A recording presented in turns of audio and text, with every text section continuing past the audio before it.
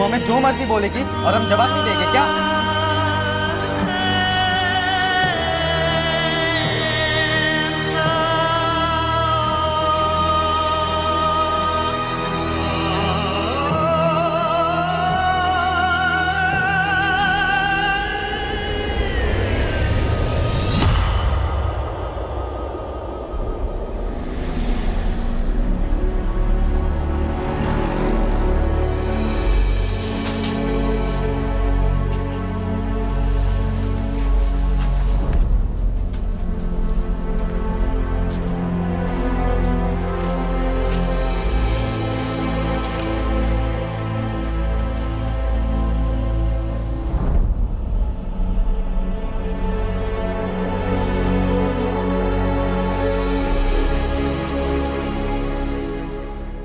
अरे गुस्से में चली गई है ना, इसलिए मोबाइल ऑफ करके रखा होगा।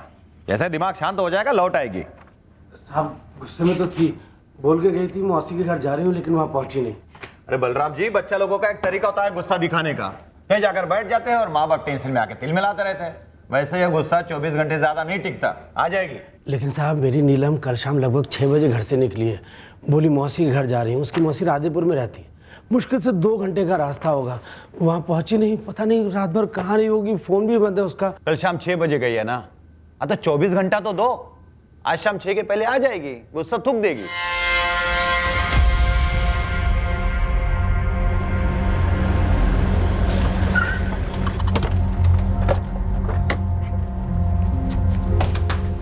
साहब परसों 10 तारीख को मेरी बेटी नीलम घर से निकली थी गुस्से में। कुछ बोलकर निकली थी?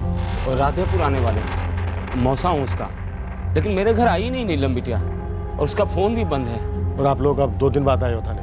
अरे नहीं साहब, कल सुबह से यहीं डेरा डाले हुए हैं, लेकिन कोई हमारी ठीक से शिकायतें दर्ज नहीं कर रहा, इसीलिए तो हम आपसे मिल रहे हैं। मदद कीजिए साहब। हमको ऐसा लगा कि भाई के साथ नोकझोंक ये तो बहाना है, भाग गई होगी अपने बॉयफ्रेंड के साथ। और अगर कोई भगा ले गया हो तो चौबे हम हमारे लोगों तक बात पहुंचा सकते थे।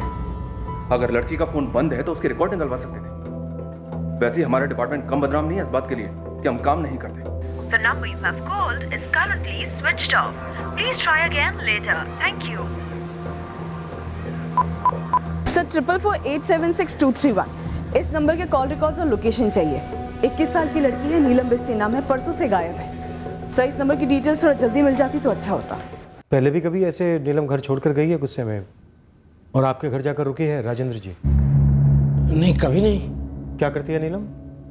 कॉलेज में पढ़ती है? फर्स्ट ईयर के बाद नीलम दीदी ने कॉलेज छोड़ दिया था और अभी नौकरी कर रही थी। कहाँ? रामलाल बाबू के मिल में।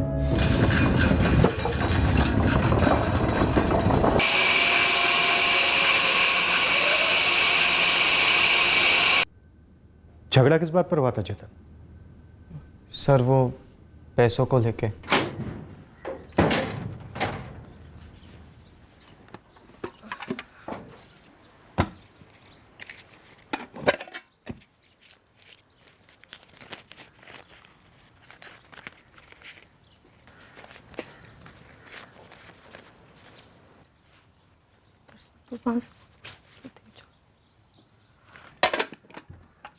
अम्मा, अम्मा, मेरे बक्से से 200 रुपये लिए हैं क्या? नहीं, और तुझे पता है ना, तुझे बिना पूछे तेरे बक्से को हाथ भी नहीं लगाते हम। बाबा भी बिना पूछे नहीं लेंगे, तो फिर कहाँ गए मेरे 200 रुपये? रखे होंगे कहीं, देख ठीक से। नहीं अम्मा, वहीं बक्से में रखे।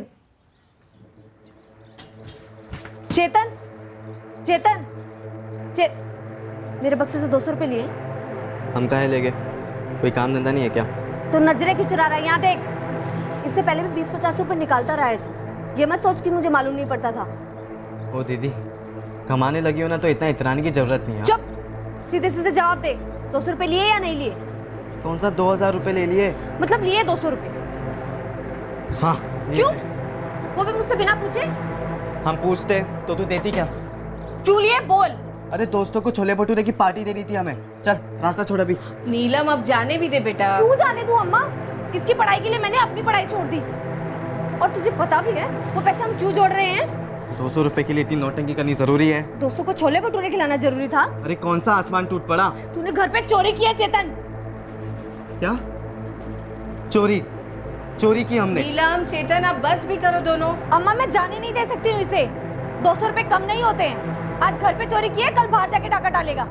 अम्मा समझा दो इसको, 4 पैसे क्या कमा लेती है, सबके सर पे चढ़ के ना बैठे। चेतन जा यहाँ से। तुम नीलम, अम्मा मत रोक मुझे, उसने थप्पड़ मारा है मुझे। हाँ तो तूने भी उसे चोर कहा ना, अब जाने दे। घर पे पैसे चुराए उसने, क्यों ना कहूँ चोर मैं उसे। बस भी कर, तेरे बाबा से कहकर तेरे 200 रुपए लौटा देंगे और इस महीने मेरे हाथ में 200 रुपए कम देना बस। अम्मा तू हमेशा चेतन की तरफदारी करती है और सही नहीं है ये। नीलम अब बहस मत कर, जवान लड़का है, उसे ऐसे चोर नहीं कहते। अब माथा ठंडा कर और चाय पी ले, चल। मुझे नहीं पीनी कोई चाय। नीलम नीलम नीलम बेटा, बेटा तू काम से थकी हारी आई है, बेकार में ही तेरा पारा चढ़ गया। मैं घर छोड़ के जा रही हूँ। तू जब देखो चेतन की तरफदारी करती रहती है, मुझे नहीं रहना यहाँ पे। क्या बचपना है ये, और कहाँ जाएगी तू? पता नहीं, पर यहाँ नहीं रहना। ऐसे कैसे पता नहीं, और कहीं नहीं जाएगी तू? जाऊंगी मैं मौसी के घर जा रही हूँ और यहाँ कभी वापस नहीं आऊंगी। तुम लोग चेतन की तरफदारी करते रहते हो ना, बस देखते जाओ आगे आगे क्या करता है और पछताओ। नीलम रुक, नीलम नीलम नीलम रुक जा। नीलम बेटा जा, जाके माफी मांग दीदी से। हमें चोर बोली, चोरी नहीं की हमने। अरे अपना घर है, ले लिए पैसे बस। नीलम दीदी सच में घर छोड़कर चली जाएगी, ऐसा मैंने सोचा नहीं था सर। इनकी बेटी है अर्चना, उससे नीलम की अच्छी बनती है तो कभी कभी मिलने चली जाती है इनके घर, रुकी भी है वहाँ। हम तो रात भर इंतजार करते रहे सर, लेकिन वो आई ही नहीं। शेरगंज से राधेपुर कैसे जाती थी? बस से? जी हाँ साहब। हमें अर्चना से बात करनी है। वो तो यही है सर, बलराम के घर। हम कल से यहाँ आए हुए। नहीं मैडम, नीलम ने 10 तारीख को हमें कोई फ़ोन नहीं किया, और वैसे भी जब भी हमारे घर राधेपुर आती है सबसे पहले हमें फ़ोन करती है। काफी करीब हो तुम दोनों? जी मैडम। कुछ पता है जा कहाँ सकती है? कहीं नहीं मैडम, वो बिना बोले गुस्से में तो कहीं जा ही नहीं सकती है, और कुछ भी हो जाए वो अपना फ़ोन कभी बंद नहीं रखती है। हमारी बेटी को अच्छे से जानते हैं हम। हाँ उसे कुछ बात पर गुस्सा जरूर आता है, पर तुरंत शांत भी हो जाती है वो। और मैडम जी जरा सोचिए, 21 साल की लड़की 2 दिन बिना किसी को बताए कहाँ जाएगी? नीलम दीदी जब भी कॉलेज जाती थी तभी उनकी 2 खास सहेलियां थी, मधु और कंचन। हम उनके घर भी हो आए सर, लेकिन दीदी वहाँ पर भी नहीं थी। कहीं और जा सकती है नीलम? साहब रुमाल जितना बड़ा है शेरगंज, हर कोई हर किसी को जानता है। दर्जनों लोगों ने नीलम को बैग लेकर निकलते हुए देखा था, लेकिन नीलम के दिमाग में क्या चल रहा था ये कोई कैसे पता करता? सबने सोचा होगा यहीं कहीं जा रही होगी। और बस स्टैंड से क्या रिपोर्ट? साहब 2 बसें हैं जो शेरगंज से राधेपुर के लिए जाती हैं पटना साइड में। मैंने दोनों बसों में बंदों से पता किया, किसी ने भी नीलम को नहीं देखा। हो सकता है बस से ना गई हो गुरु, हाईवे से लिफ्ट मांगी हो किसी से, या फिर पहले से ही तय होगा हाईवे पर मिलना किसी से। साहब म्युनिसिपल और सारे प्राइवेट अस्पताल खंगाल लिए हैं राधेपुर तक, मगर 10 अप्रैल की शाम तक कोई भी एक्सीडेंट वाला केस नहीं आया है जिसमें 21 साल की लड़की शामिल हो।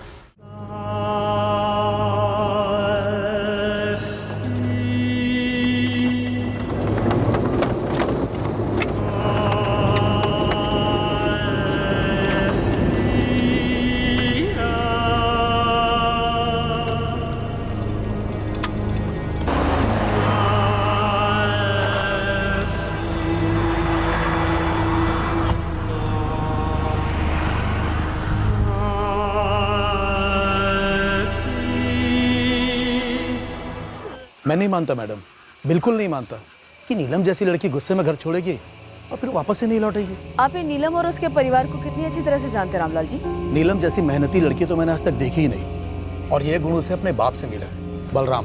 वो भी बहुत मेहनती आदमी है, बरसों से फैक्ट्री में लोडर का काम करता आया है। नीलम यहाँ पिछले 2 साल से काम कर रही है? जी मैडम, बच्ची ने पढ़ाई छोड़ी घर में हाथ बटाने के लिए, मेरे पास आई तो मैंने तुरंत उसे काम पर रख लिया। सच बताऊं मैडम, जितने मैं उसे पैसे देता था ना, उससे ज्यादा मेहनत करती थी वो, कभी शिकायत का कोई मौका ही नहीं दिया, कभी 1 मिनट भी जाया नहीं करती थी, पूरे लगन से और ध्यान से सारा काम समय से पहले करती थी। और हाँ, अगर आप लोगों को लगता है कि कोई लड़का वड़का मिलने आता था तो भूल जाइए, ऐसा कुछ भी नहीं था। रामलाल जी घर का कोई मसला आपसे कभी कुछ कहा नीलम ने? जी नहीं मैडम, अगर घर का कोई इतना बड़ा मसला होता तो पड़ोसियों को जरूर पता चलता, और वैसे भी शेरगंज में कोई भी बात छिपी नहीं रहती, माजरा जरूर कुछ और ही होगा। बक्से में कुल कितने पैसे होंगे जो नीलम अपने साथ लेकर गई? वो तो ठीक से नहीं कह सकते, पर हाँ महीने के 500-600 बचा लेती थी वो, अब तक 4-5 हजार हुए होंगे। रश्मि जी, आपने बताया गुस्से में नीलम ने चेतन से कहा कि तुझे पता है ना मैं किस लिए पैसे जोड़ रहा और तुझे पता भी है वो पैसे हम क्यों जोड़ रहे हैं? हूं? नीलम किस लिए पैसे जोड़ रही थी? घर में एक और कमरा बनाने के लिए। एक और बात बता दूं, उसने पढ़ाई अपनी मर्जी से छोड़ी थी, मैंने उससे कभी कुछ नहीं कहा था। वो समझदार है, वो भाग गई थी। मेरी हैसियत नहीं है उसे और चेतन को कॉलेज में पढ़ाने के लिए, तो चुपचाप उसने काम करना शुरू कर दिया। क्या कोई और भी वजह है जिस वजह से नीलम को गुस्सा आया और वो घर छोड़कर चली गई? नहीं चेतन, हमने नीलम को घर जाते हुए नहीं देखा। राकेश भैया, हमने कोई इतना भी बड़ा जुर्म नहीं कर दिया कि दीदी घर छोड़ के चली जाए। अरे हमें नहीं लगता कि सिर्फ तुम्हारे हाथ उठाने की वजह से वो घर छोड़ के गई है। हमें लगता है उसकी शादी को लेकर कोई बात रही होगी। लेकिन अगर ऐसा कुछ होता तो दीदी बाबा को बोलती ना, या अम्मा को। शादी तय हुई है नीलम की? तय कहाँ साहब, अभी तो सिर्फ बात हो रही है। लड़का मिला नहीं है अभी। हम लड़का देख रहे हैं, रिश्ते आ रहे हैं, पर अभी कोई बात आगे नहीं बढ़ी। पर क्या नीलम राजी है शादी करने के लिए?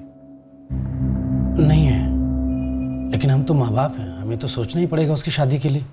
बाबा अभी ना ही सोचो तो बेहतर है। ऐसा कैसे ना सोचें? एक तो 21 की हो गई है, ऊपर से कमाने लगी है।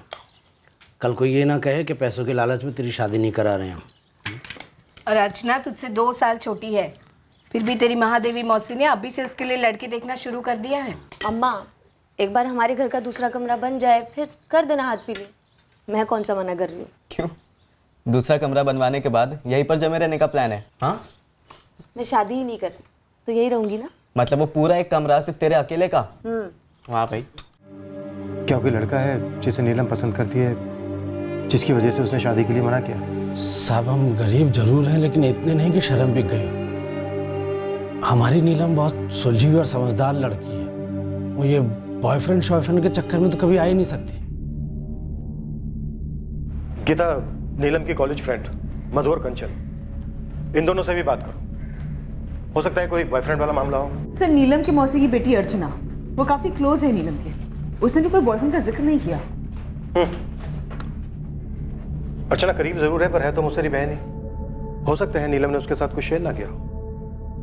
नीलम फर्स्ट ईयर बीकॉम तक पढ़ी है। आज फिर टिफिन भूला ना तो कल से नाश्ता अखबार में बांध के दूंगी राजू। हमने 3-4 लड़के के बारे में बताया था बलराम जी को। वो खुद आए थे सामने से, कहे कि गवर्नमेंट सर्विस में कोई लड़का हो तो बताना।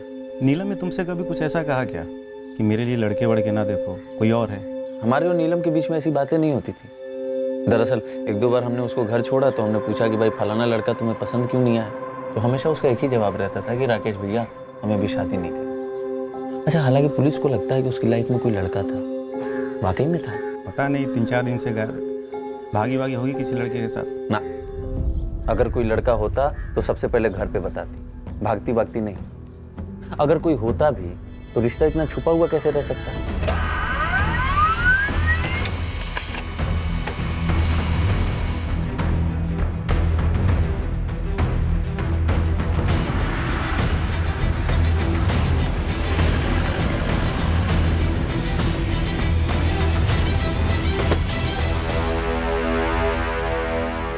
कोई था मधु?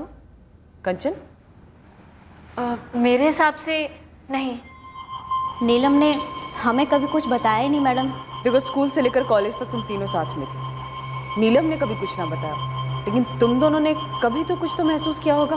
वही तो मैडम, कभी कुछ महसूस नहीं हुआ, मतलब नहीं था। और हमें कुछ डाउट होता तो हम सीधा उसी से पूछ लेते, लेकिन ऐसा कुछ था ही नहीं। दरअसल मैडम हम दोनों भी यही सोच रही थी। नीलम इतनी गैर जिम्मेदार हो ही नहीं सकती कि वो खुद कहीं चली जाए या किसी के साथ भाग जाए। उसे अपने घर वालों की बहुत फिक्र है। चलो एकदम सीक्रेट वाला अफेयर हुआ भी होगा, किसी को भी ना बताने वाला टाइप का, फिर भी एक टाइम पर वो अपने माँ बाप को तो ज़रूर बताती। भाग जाना उसका स्टाइल ही नहीं है मैडम।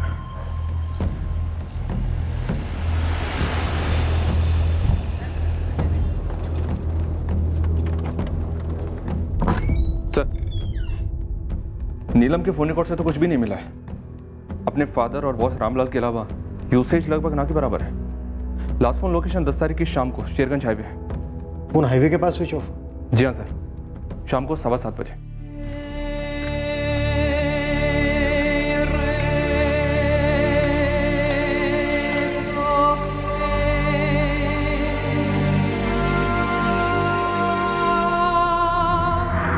अगर नीलम अपनी मौसी के घर जा रही थी तो अपना फोन स्विच ऑफ क्यों कर दी? या फिर पहले से प्लान था कि फोन स्विच ऑफ करके कहीं भाग जाना है? क्या जबरदस्ती उसका फोन स्विच ऑफ करवाया गया? अगर उसका फोन जबरदस्ती स्विच ऑफ करवाया गया होगा सर, तो मतलब शायद नीलम को किसी ने किडनैप किया होगा। नहीं साहब, उस लड़की को गायब होने में हमारे कोई हाथ नहीं साहब।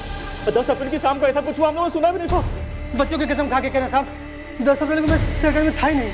अब तुम दोनों कान खोल कर सुनो। आज 14 अप्रैल है, 4 दिन हुए। पता करो लड़की कहाँ पर है, नहीं तो तुम दोनों लापता हो जाओगे हमेशा के लिए। 21 साल की लड़की है, फोटो फॉरवर्ड कर दिया मैंने आपको, जरा अनआइडेंटिफाइड बॉडीज की रिपोर्ट में चेक कीजिए। 10 अप्रैल की शाम को गायब हुई थी नीलम बिटी। 11 तारीख से लावारिश लाशों की जो रिपोर्ट है आपके पास, मुझे तुरंत भेज दीजिए।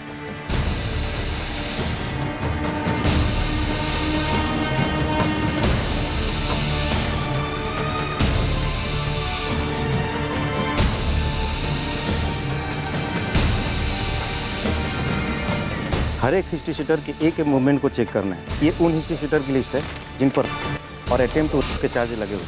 मुन्ना, ये मर्डर और अटेम्प्ट टू मर्डर वाले हिस्ट्री शीटर की लिस्ट है।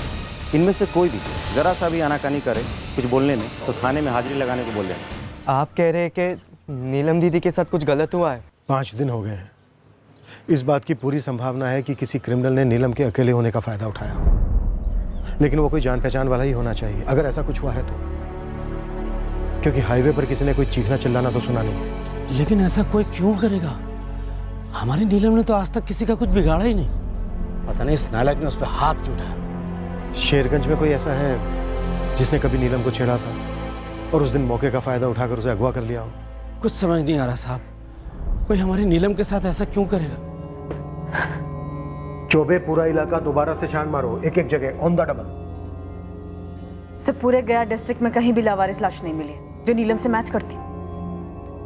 तो फिर ये लड़की गई कहाँ? हिस्ट्री शीटर्स की अरसों बाद इतनी पिटाई की है सर। अगर कुछ होता तो कोई ना कोई बक देता। लड़की ट्रैफिक हुई हो, इस इलाके में ट्रैफिकिंग माफिया के किसी बंदे ने स्पॉट किया होगी लड़की अकेली। सर, नीलम इससे पहले कई बार राधेपुर अपने मौसा मौसी घर अकेले जा चुकी है। अगर किसी ट्रैफिकिंग वाले ने हमला किया भी होता तो कम से कम वो चिल्लाती, फाइट करती। और सर वो जिस रूट से जाती हुई दिखी थी शेरगंज के लोगों को, वो रूट उतना भी सुनसान नहीं है। कई सारे मकान हैं उस रास्ते पर। सर अगर वो चिल्लाती तो कम से कम 30-40 लोग इकट्ठा हो जाते तुरंत। तो चिल्लाना रूल आउट करता है, मतलब जबरदस्ती उठाकर ले जाने वाले मामले को रूल आउट करता है। हाईवे पर फोन स्विच ऑफ, क्या लड़की ने खुद किया होगा? पक्का कोई बॉयफ्रेंड वाला मामला नहीं है? सर, नीलम के क्लोज फ्रेंड्स मधु और कंचन, उनसे अभी तक कुछ नहीं मिला है। हो सकता है सर दिमाग में गहरी चोट लगी हो भाई के हाथ उठाने से, तो सुसाइड का एंगल बन सकता है। सुसाइड किया होता तो लड़की की बॉडी तो मिलती, उसका बैग तो मिलता।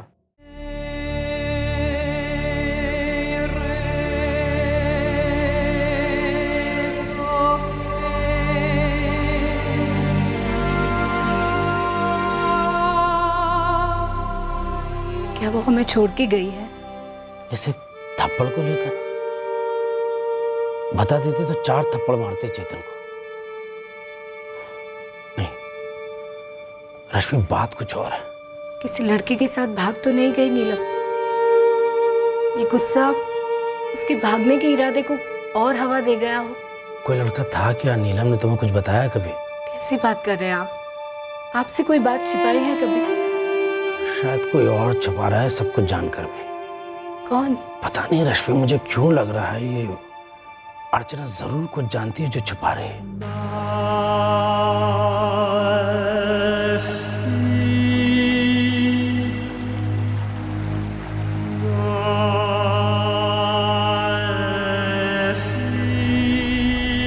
मैं कह तो रही हूँ कि नीलम ने मुझे कुछ नहीं बोला। आप लोग मेरा यकीन क्यों नहीं कर रहे हैं? देखो, हमें लग रहा है तुम हमसे कुछ छुपा रही हो बेटा। देख बेटा, बाद में पता चला कि तुम्हें कुछ मालूम है तो बहुत बुरा लगेगा हमें। रश्मि दीदी और बलराम जीजाजी को मुंह दिखाने लायक भी नहीं रहेंगे। मैं सच कह रही हूँ, मुझे कुछ नहीं मालूम है। और आप लोग एक बात समझ लो, नीलम दीदी कब आती है हमारे घर? शनिवार या रविवार को, क्योंकि उसे एक ही दिन छुट्टी होती है। और 10 अप्रैल को तो सोमवार था, तो अगले दिन उसे काम पर नहीं जाना था क्या? तो वो ये कहकर कैसे निकली कि वो हमारे घर आ रही है? मुझे तो इसी बात में झूठ नजर आ रहा है। तुम कहना क्या चाह रही हो?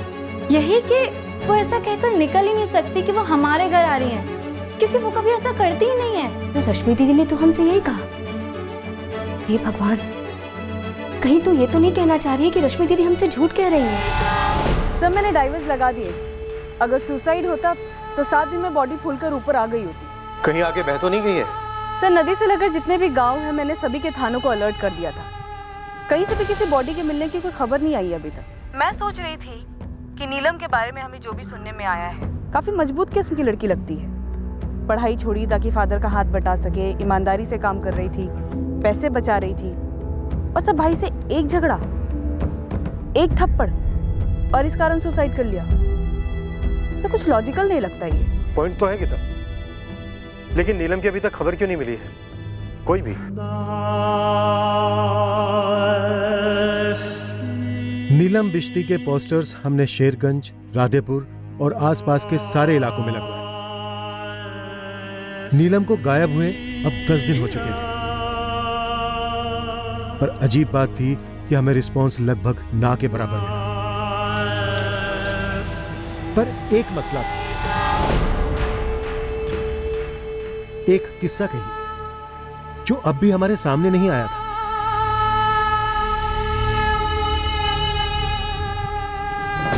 ये अतीत में हुई एक घटना थी। मैंने गेट पे लक्ष्मण को देखा, तब जाके मुझे याद आया। तो पुलिस को बोले या रत्ना मैम को? तुम दोनों को लगता है हरिशंकर ने कुछ किया होगा? रत्ना मैडम, हमें जैसे ही कुछ याद आया तो हमने सोचा आपको बता दें। हमें ये बात पुलिस को बता देनी चाहिए। वो पुलिस वाली मैडम थी ना, वो बार बार पूछ रही थी क्या कॉलेज में कुछ ऐसा हुआ था जिसकी वजह से किसी ने कुछ किया हो। कॉलेज में सिक्योरिटी गार्ड था? Yes sir, Harishankar Gupta. 2 साल पहले की बात है। हुआ क्या था? नीलम ने हरिशंकर के खिलाफ शिकायत की थी।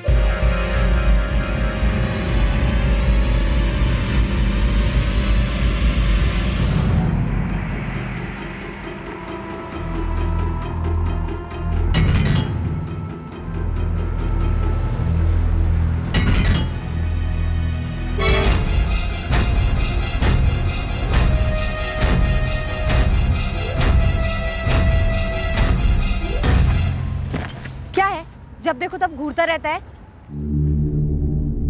मैं आपको थोड़ी घूर रहा था। अंधी नहीं हूँ मैं, हर रोज देखती हूँ। आके फाड़ फाड़ के देखता रहता है। हुआ क्या है तुझे? मुझे कुछ नहीं हुआ। आप गलत मतलब निकाल रही हैं। अच्छा, तो तू ही समझा मुझे। इस बात का सही मतलब क्या निकालूं? लड़की गलत समझी, मैंने किसी को नहीं छेड़ा। चुप रहो। तुम्हें सिक्योरिटी के लिए रखा है ताकि तुम स्टूडेंट्स की हिफाजत करो, और तुम हो कि उन्हीं को छेड़ते हो। मैडम जी, मैं ऐसे कोई गलत नजर से नहीं देख रहा था। हाँ तो बता ना, किस नजर से घूर रहा था उसको? नहीं रत्ना जी, वार्निंग सही नहीं है, डायरेक्ट डिसमिस। हम लोगों ने इसे इंसानियत के नाते एक मौका दिया, और कहीं इस इडियट ने उस मौके का गलत फायदा उठाया तो, कहीं वे मर्डर वर्डर कुछ कर दिया तो हमारा कॉलेज तो बदनाम हो जाएगा ना।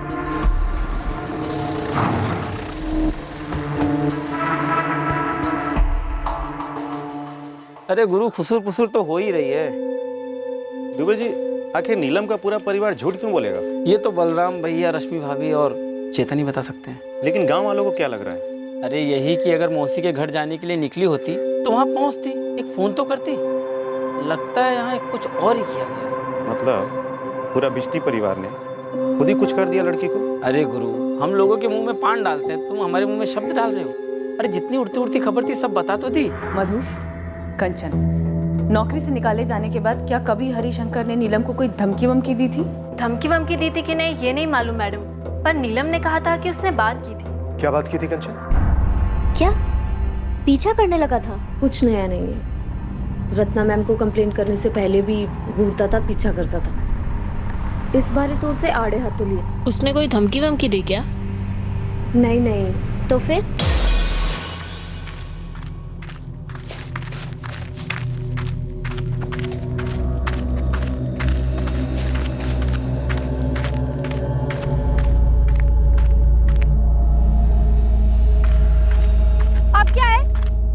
आपने गलत किया मैडम। हाँ, गलत किया। कॉलेज में नहीं, पुलिस में तुम्हारी शिकायत दर्ज करनी चाहिए थी। और अभी भी देर नहीं हुई है, जा सकती हूँ पुलिस स्टेशन। अब करोगे तो क्या फर्क पड़ेगा, सजा तो मुझे मिल चुकी है। कोई भी काम नहीं दे रहा, मेरा नाम खराब कर। नाम नहीं, तेरी नजरें खराब है, उसी का फल है। अब मेरा पीछा करना छोड़ दे और चला जाए यहाँ से, वरना अभी पुलिस थाने चली जाऊंगी। उसके बाद नीलम ने कभी हरिशंकर की बात नहीं की। लेकिन तुम दोनों ने ये पीछा करने वाली बात हमसे क्यों छुपाई? हमें लगा कुछ सीरियस मसला होता तो वो खुद ब खुद कंप्लेन करती आपके पास, लेकिन उसने कभी की ही नहीं, तो हमने भी नहीं की। सर, ये रहे हरिशंकर गुप्ता के सारे डिटेल्स, फोन नंबर, एड्रेस, सब कुछ। फोन नंबर, एड्रेस, ये सब 2 साल पुराने हैं? सर, हमारे रिकॉर्ड में तो यही है। The number you have called is currently out of coverage area. Please try again later. Thank you. Phone तो आउट ऑफ सर्विस है, एड्रेस चेक करते हैं।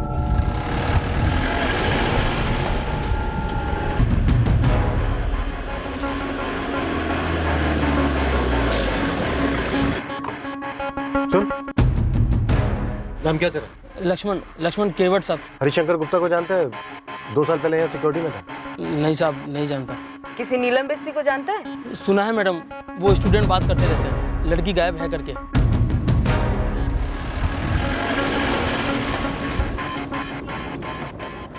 दीदी ने हमें चोर कहा, हमारा हाथ उठ गया और हम गुस्से में बाहर जाके बैठ गए। तो जब तुम्हारी दीदी घर छोड़कर चली गई तो उसने घर के बाहर तुमसे कुछ बोला था? नहीं सर, दीदी बहुत गुस्से में थी। अम्मा ने हमसे कहा कि जाके माफ़ी मांग लो, लेकिन हम अपने ईगो में थे, हमने माफ़ी नहीं मांगी सर। लेकिन हमें थोड़ी पता था कि दीदी लौटने नहीं वाली। चेतन, जब तुम्हारी दीदी घर के अंदर बैकपैक कर रही थी तो तुम्हारी माँ और उसके बीच जो बातचीत हो रही थी वो नहीं सुनी तुमने? नहीं सर, हम तो बाहर बैठे थे ना, और अंदर वो चिल्ला तो नहीं रहे थे। तो जब तुम्हारी दीदी ने कहा कि वो तुम्हारी मौसी के यहाँ जा रही है राधेपुर, उस वक्त तुम घर के बाहर बैठे थे, तुम्हारे बाबा घर नहीं लौटे थे, तो मतलब ये बात सिर्फ तुम्हारी माँ ने सुनी? जी सर, आप ऐसा कह सकते हैं। तुम्हारे बाबा ने कब फोन किया था राधेपुर, ये जानने के लिए कि क्या नीलम वहाँ पर आई है? जब वो शाम को घर लौटे थे काम से। कितने बजे थे? 7, सवा 7 के आसपास। महादेवी, क्या नीलम ने तुम्हें फोन किया? अभी तक नहीं आया जीजा जी, ना मुझे ना अर्चना को। लेकिन आप लोग बता क्यों नहीं रहे कि आखिर माजरा क्या है? अब क्या बताएं, यहाँ चेतन के साथ उसका झगड़ा हो गया तो गुस्से में निकल गई 6, सवा 6 के करीब यहाँ से, ये कह के कि मौसी घर जा रही है। हे राम, ऐसा क्या झगड़ा हो गया जीजा जी? और इतनी शाम को अकेली कहाँ चली गई लड़की? राम जाने महादेवी, इस नीलम को इतना गुस्सा क्यों आता है, और पगली ने फोन भी बंद कर रखा है। 6:30 की भी बस ली होगी यहाँ से दीदी ने, तो 8:30 से पहले थोड़ी ना पहुंचेगी राधेपुर। तो चुप कर, बड़ी बहन का हाथ उठाता है बेशर्म। तूने उसके पैसे क्यों चुराए बक्से से? अब आप भी हमें ही डांटेंगे। 200 रुपये क्या ले लिए दोस्तों को पार्टी देने, सबने गुनहगार मान लिया हमें। 8:30 बजे जब मौसी को फ़ोन किया तो दीदी तभी भी वहाँ नहीं पहुँची थी, और तब भी दीदी का फ़ोन बंद ही था। अच्छा चेतन, क्या लगता है तुम्हें, ये झगड़ा, ये थप्पड़, ये सिर्फ एक बहाना था? हो सकता है घर छोड़ने का असली कारण कुछ और ही हो। मतलब सर? मतलब ये मौसी के यहाँ जाने वाली बात क्या झूठी है? लेकिन सर, हमारी अम्मा झूठ क्यों बोलेगी? अर्चना ने हमसे कहा कि वो शनिवार या रविवार को ही वहाँ आती थी, या किसी छुट्टी के दिन। वो अपने काम पर एक दिन के लिए भी एब्सेंट नहीं रहती थी और ना ही लेट होती थी, फिर उसे गुस्सा चाहे जितना भी आया हो। चेतन, कुछ जानते हो तुम? कुछ नहीं। क्या जानते हम? जिस दिन उसे कॉलेज से निकाला गया उसके 1 हफ्ते बाद ही हरिशंकर ने एड्रेस छोड़ दिया, 2 साल पहले। वहां से कहाँ चला गया? कोई लीड? उस वाक्य के बाद किसी ने भी हरिशंकर गुप्ता को नहीं देखा, पूरे शेरगंज में कहीं नहीं देखा। अगर आप चाहें तो मैं उन लोगों से कांटेक्ट कर सकता हूं जो हरिशंकर के टच में हो सकते हैं। तुम उसके टच में नहीं हो? उस कॉलेज वाले मामले के बाद मैंने उससे कभी भी काम पर नहीं भेजा और ना ही कोई बात हुई। हमें उसका लेटेस्ट फोन नंबर चाहिए दिनेश। हमें शक है कि नीलम रिश्ते के साथ उसी ने कुछ किया है। मैं बंधु से बात करता हूँ और जो भी जानकारी मिलती है मैं तुरंत आपको दूंगा। सर, टाइमिंग खटक रही है। बदले की कोई टाइमिंग नहीं होती है गीता। हमने कई केसेस में देखा है, लोग बाग 20-20 साल के बाद भी बदला लेते हैं। सर, मैं 10 अप्रैल की शाम की टाइमिंग की बात कर रही हूँ। नीलम झगड़ा करने के बाद घर से गुस्से से निकलती है और फिर उसी दिन उसी शाम को चुन चुन के उसे कौन मिलता है? हरिशंकर गुप्ता। टू मच इत्तेफाक सर। जरूर है, पर एक से ज्यादा इत्तेफाक होते तो हम दोबारा सोच सकते। एक का गुस्सा, एक का बदला, आपस में टकरा जाना, ये भी तो इत्तेफाक हो सकता है। बट सर, चलो मान लेते हैं एक बार को कि ऐसा नहीं हुआ, पर इससे हमारा सवाल तो चेंज नहीं हो जाता कि नीलम बिश्ती कहाँ है, क्या हुआ है उसके साथ।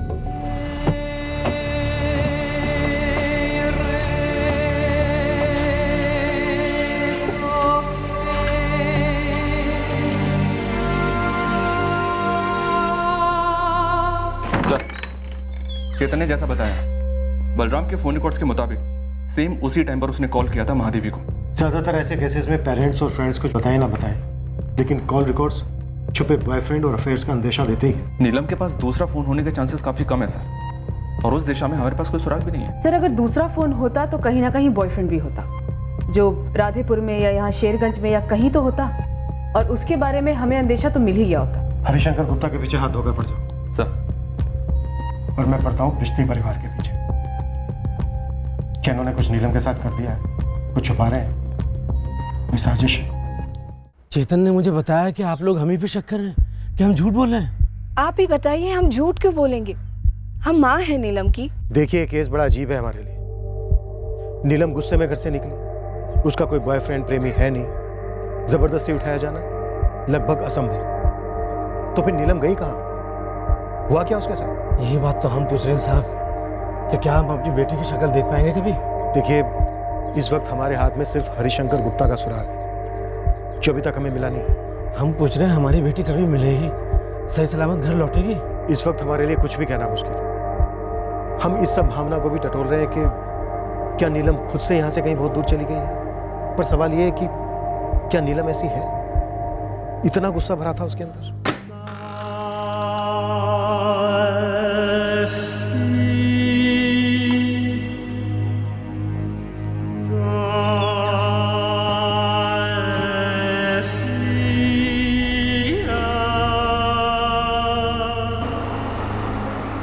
एक भाई को अपनी बहन पर हाथ उठाने का पछतावा था। इस झगड़े की वजह से उसकी बहन गुस्से में घर छोड़कर जो चली गई थी। एक बाप अपनी गुमशुदा बेटी के बारे में कोई खबर सुनने के लिए तरस गया था। एक ऐसा दिन नहीं गुजरा जब बलराम थाने ना आया हो और अपनी बेटी के बारे में पूछा ना, पर उसे देने के लिए हमारे पास कोई जवाब नहीं हो कि उसकी बेटी कहाँ हो सकती है, क्या हुआ होगा उसके साथ। इस वक्त तक हम हरिशंकर गुप्ता को नहीं ढूंढ पाए थे। इस केस में हमारे पास एक ही संदिग्ध था, वही मुख्य संदिग्ध था, और वो था हरिशंकर गुप्ता। दिन हफ्ते बने, हफ्ते महीने, फिर भी नीलम बिश्ती केस 1 इंच आगे नहीं बढ़ रहा था। 10 अप्रैल की शाम को क्या हुआ था, इसके बारे में खबर का एक कतरा सामने नहीं आ रहा था। नीलम को गुस्से में घर छोड़े अब 11 महीने बीत चुके थे, और एक फोन कॉल आया।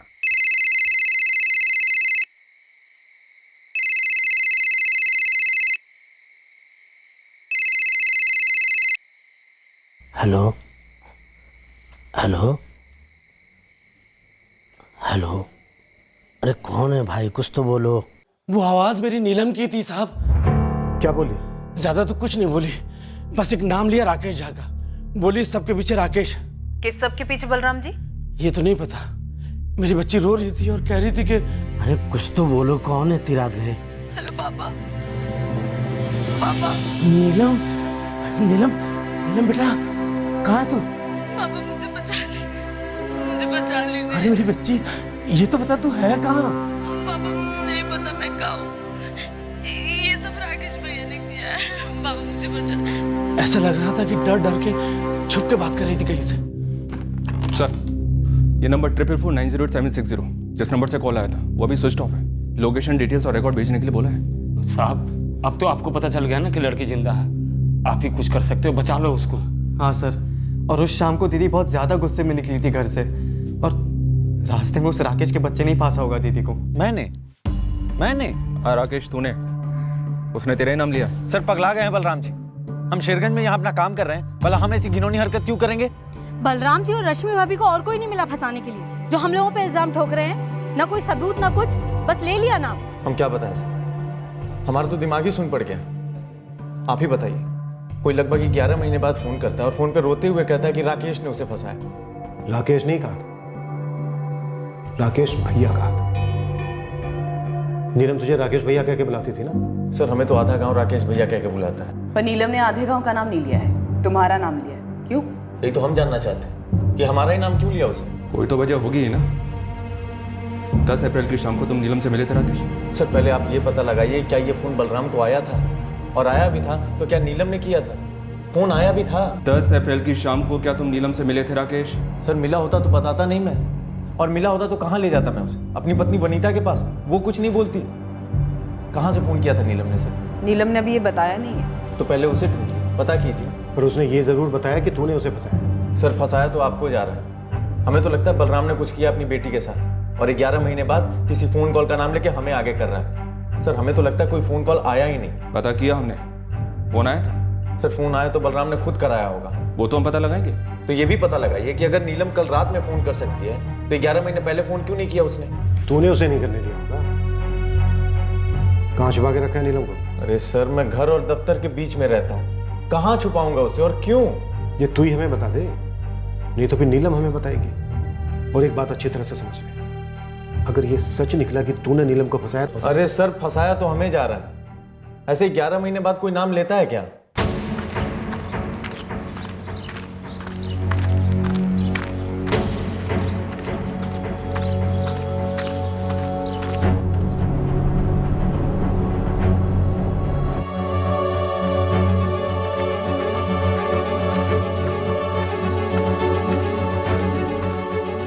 राजेंद्र कल चलना है मेरे साथ, मैं अकेले नहीं जा सकता।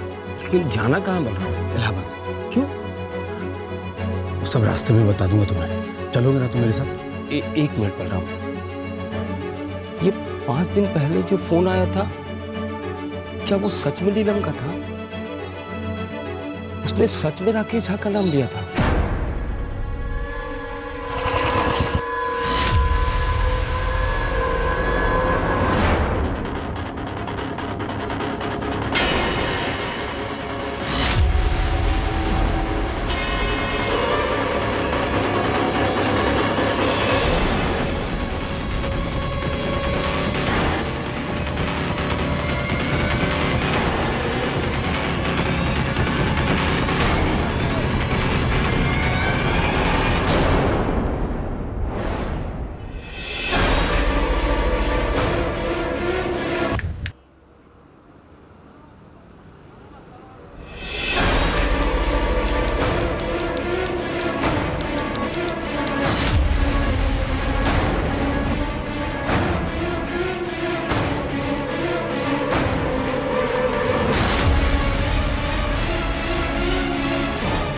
दोनों रास्ते में।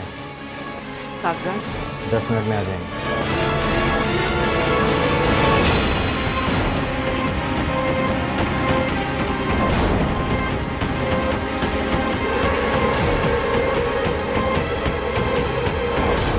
तुम्हारे बाबा और मौसा 2 दिन के लिए कहाँ गए थे चेतन? बता ही नहीं रहे सर, लेकिन कुछ तो है। और हमें ऐसा लगता है कि बाबा जानते हैं कि नीलम दीदी के साथ क्या हुआ है। तुम्हारे बाबा किसी तरह शामिल हो सकते हैं नीलम के गायब होने में? नहीं सर, हमें नहीं लगता। लेकिन बाबा जब से लौटे ना, तब से बहुत खामोश है। सर कुछ तो है जो वो जानते हैं।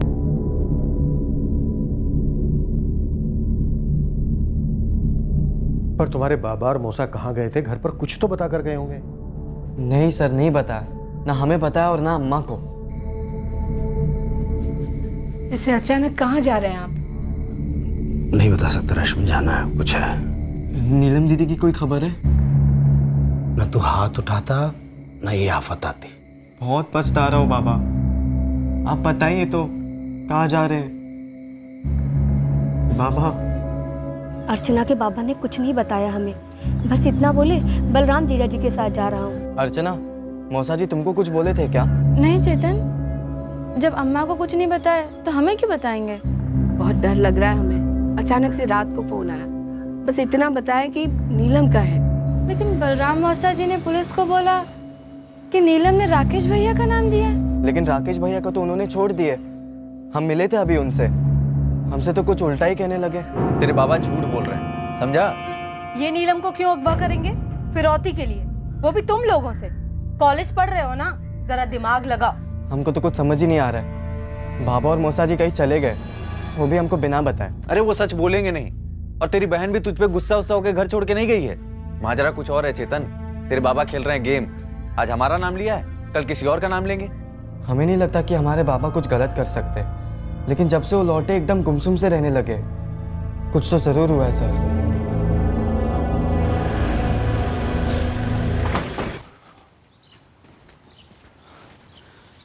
क्या खिचड़ी पक रही है बलराम जी? क्या? अपने साड़ू भाई राजेंद्र के साथ कहाँ गए थे आप? काम था। कैसा काम? अपने काम से गया था। जी वो कुछ निजी काम था। हाँ तो बोलिए ना, क्या निजी काम था? बलराम का काम था, मैं तो बस साथ गया था। ऐसे गोल गोल बात करने से तो हम पीछे हटेंगे नहीं राजेश जी। तो बोलिए क्या निजी काम था? निजी का मतलब क्या होता है? जिसके बारे में दूसरों को जानने की जरूरत ना हो। आप लोगों को हर चीज पे शक क्यों है? शक इसलिए बलराम जी, राजन जी, क्योंकि आप सिर्फ हमसे ही नहीं, अपने घर वालों से भी कुछ छुपा रहे हैं। मैं शेरगंज छोड़ना चाहता हूँ, इसलिए इलाहाबाद गया था नए काम की तलाश में, राजेंद्र को साथ लेके। अब इसमें ऐसा भी कुछ निजी नहीं है, पहले ही बता देते। काम मिला? नहीं, फिर जाना है। पर आप जा क्यों रहे हैं शेरगंज छोड़कर? मेरा दम घुटता है, बेटे की याद सताती। आप लोग को अंदाजा भी है कि एक बाप पे क्या बीतती जब उसकी गुमशुदा बेटी की खबर तक नहीं मिलती? आप लोगों ने तो आज तक कुछ किया नहीं। वो एक कॉलेज के सिक्योरिटी गार्ड का नाम दिया था, उसको तक नहीं पकड़ पाए। हरिशंकर गुप्ता, क्या किया है उसने, आप जानते हैं कुछ? जानता तो अभी तक चुप रहता। सच सच बोलिए बलराम जी, क्या नीलम ने वाकई में आपको फोन किया था? जिस नंबर से फोन आया था वो नंबर भी दिया। क्या आप लोगों ने कुछ किया? आप लोग तो वो फोन के रिकॉर्ड से आदमी का पता कर सकते हैं ना, तो फिर इस नंबर का रिकॉर्ड क्यों नहीं निकलवा रहे हैं? कल आने की संभावना है, वक्त लगता है इन चीजों में। टाइम तो बहुत लगता है साहब आपको। 11 महीने हो गए मेरी बेटी को गायब हुए। सच है, पर आज आपको झूठ बोल रहे हैं हमसे। आपके सारे सवालों के जवाब दिए मैंने, मेरे एक सवाल का सही जवाब नहीं दे रहे हैं आप लोग। रहने दीजिए साहब, रहने दीजिए। मेरी बेटी है, मैं खुद ढूंढ लूंगा। आपने हमारे लिए, मेरी बेटी के लिए कुछ नहीं किया।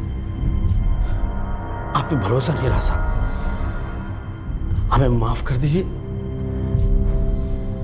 हम चलते हैं।